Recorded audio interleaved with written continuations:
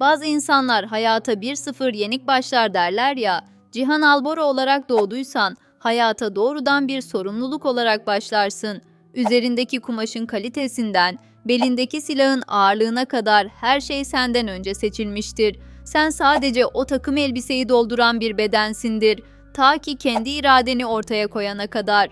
Mardin'in o uçsuz bucaksız topraklarında saklambaç oynamazdın. Kiminle konuşman gerektiğini, kime baş selamı vereceğini, kimin elini sıkıp kimin karşısında dik duracağını öğrenirdin. Cihan Albora olmak demek, daha 10 yaşında bir çocukken ailenin onuru kavramını ezberlemek demektir. Oyuncakların değil, aşiretin dengeleri olurdu. Hayatının en büyük kırılma noktası, kalbinin değil, törenin sesini dinlemek zorunda kaldığın o an olurdu. Abinin vefatından sonra onun emanetine, eşine ve çocuğuna sahip çıkmak senin boynunun borcu kılınırdı.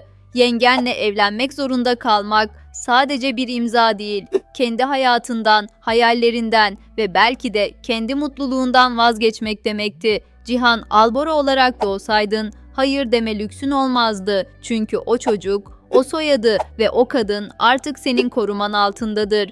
Başta sadece bir görev, bir emanet olarak gördüğün o kadına yavaş yavaş çekilmeye başlardın. Zorunlulukla başlayan bu evlilik zamanla ruhunu sarsan devasa bir aşka dönüşürdü. Ama bu aşkın içinde hep bir suçluluk duygusu, hep bir yanlış mı yapıyorum sorusu olurdu.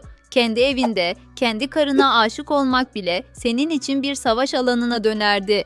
Hem abinin anısına saygı duyup hem de kalbine söz geçirememenin ağırlığı altında ezilirdin. Ama Cihan Albora olarak doğduysan sadece teslim olmayı değil, o kadim toprakların kurallarını yeniden yazmayı da öğrenirdin. Sonunda anlardın ki gerçek güç belindeki silahta ya da arkandaki aşirette değil, o imkansız aşkın arkasında dimdik durabilmekteymiş. O taş konakta yankılanan adımların artık sadece bir veliahtın değil, kendi kaderine el koymuş bir adamın adımları olurdu. Belki herkes seni yargılardı, belki dünya karşına dikilirdi.